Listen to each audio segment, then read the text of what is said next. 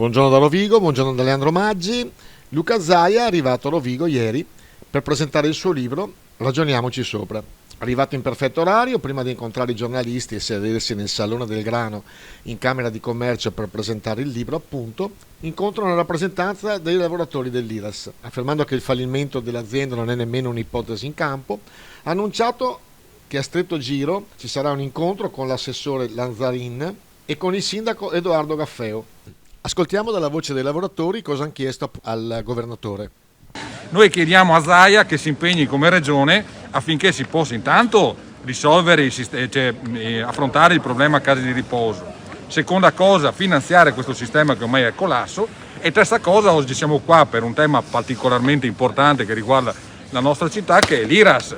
Noi chiediamo che ci sia un impegno per risolvere questo problema che ormai dura da troppi anni, 6 anni di commissariamento da parte della regione, credo sia abbastanza per un ente trovare delle soluzioni. Nell'atto del Salone del Grano poi si è tenuta l'improvvisata conferenza stampa.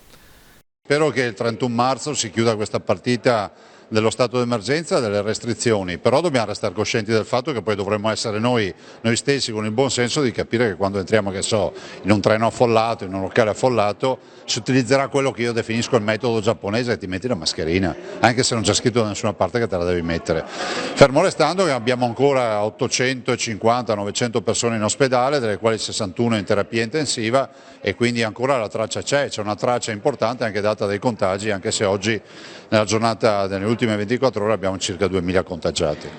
Si è chiesto anche il perché di questi rincari nel settore energetico che stanno mettendo veramente in ginocchio non solo le aziende ma anche le famiglie italiane.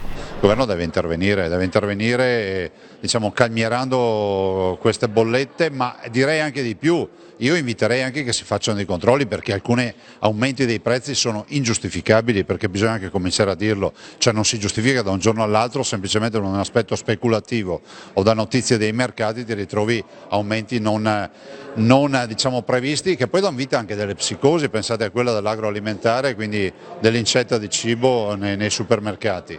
Dopodiché noi dobbiamo pensare di rinegoziare il PNRR, di rinegoziare la PAC, quindi la politica agricola comunitaria, e pensare assolutamente che dobbiamo ripuntare alla sovranità alimentare.